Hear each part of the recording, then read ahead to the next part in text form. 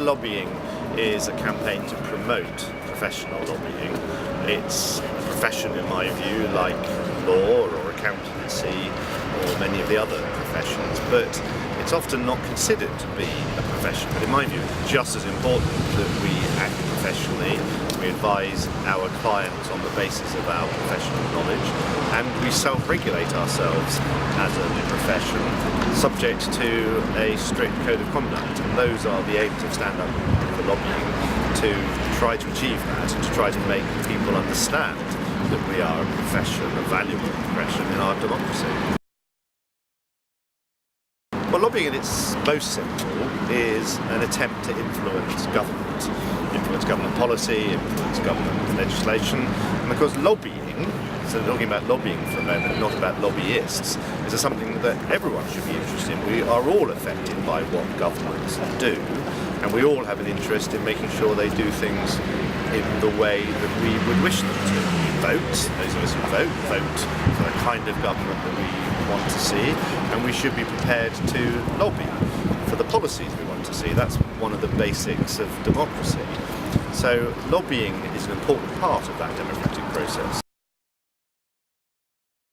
No, I think lobbying is different to PR. It does have a lot of similarities because at the heart of PR is understanding who your key audiences are, understanding the key messages that you want to transmit to those audiences, and understanding the various tools that are available to you.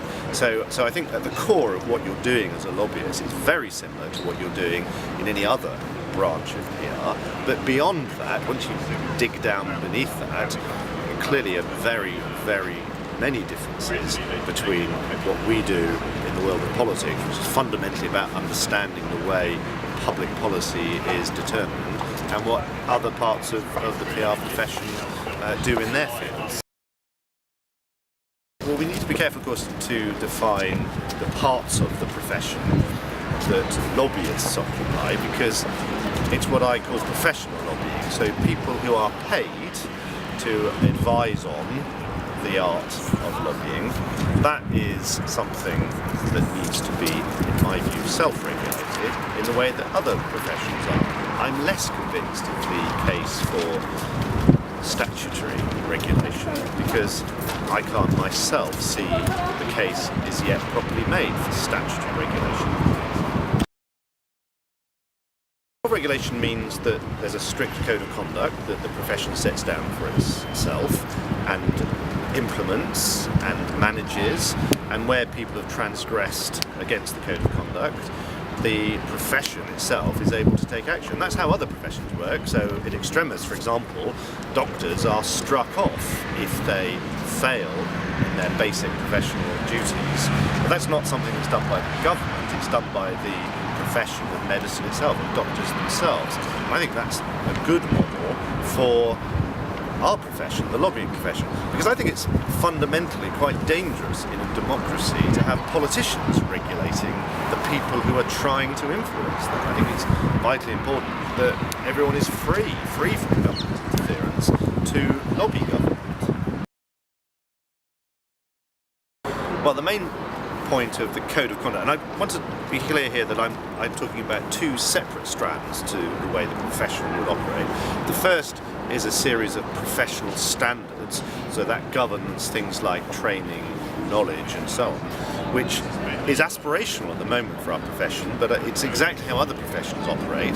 So they operate on the basis of a required level of training before you enter the profession, and then ongoing continuous training while you're in the profession. That's on the one side, and then conduct being governed by a code which covers, frankly, what should be very obvious and very straightforward issues like being transparent about who your clients are, not trying to bribe politicians to persuade them, not breaking the rules that are laid down anyway for how public life should be conducted.